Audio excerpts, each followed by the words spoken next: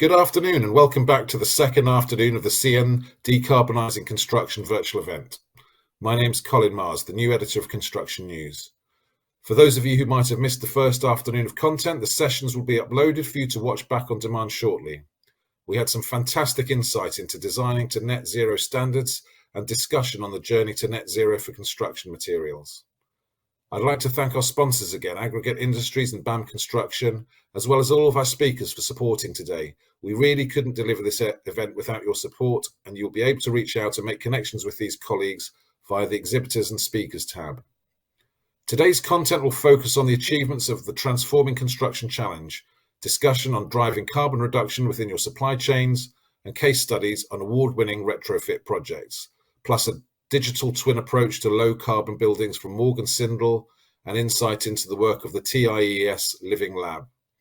As a reminder, please make sure to keep an eye on your notifications for any connection requests and make sure you're watching via the Watch Live tab to keep up with all the brilliant content happening today. I'll hand over now to our chair for this afternoon, Dan Cook, Chief Executive of the Active Building Centre.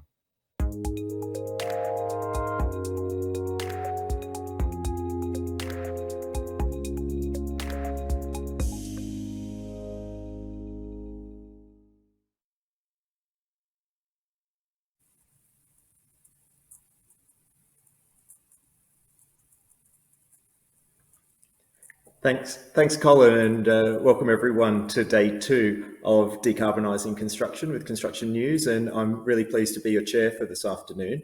I've had back brand new as CEO of the Active Building Centre, which is part funded by the UKRI and Innovate UK as part of the Transforming Construction Challenge.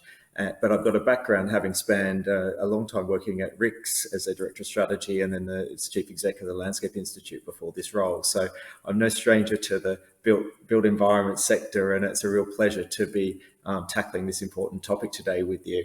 A little bit around the Active Building Centre, because some of you may not have heard of the centre before, because it's a fairly new centre that was set up only from 2018, 2019 onwards, and has been busy during this time, looking at creating the sort of evidence base for a systems-based approach to look at generating, using efficiently, and also storing energy within buildings. And we've been looking particularly at the new build sector, spanning housing, but then also applying that to commercial and industrial properties, across a wide range of different use types. And we've been looking at both buildings, but also at a community level, the research work. Here you can see we've got a base out in Berkeley in Gloucestershire.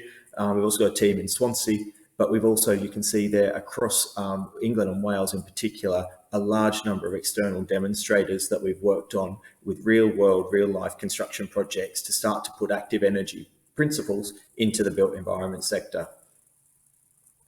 As I said, we've got, I'm actually out in Berkeley today on the old power station site along the Severn River.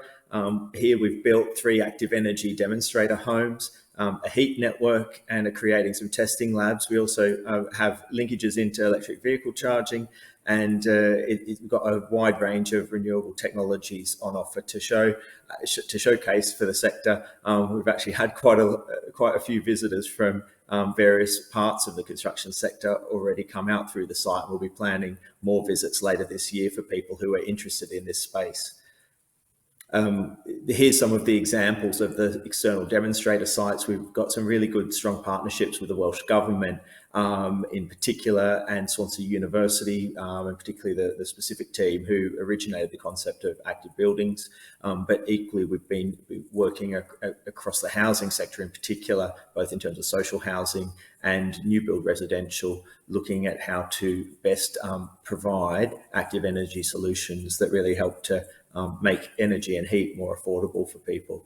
And you can see there are a range of different locations where we've worked with the construction sector to provide advice, particularly in terms of accommodation, new build, and some retrofit programs that use the same technology to really improve decarbonisation across our sector. And with 40% of the carbon created by buildings.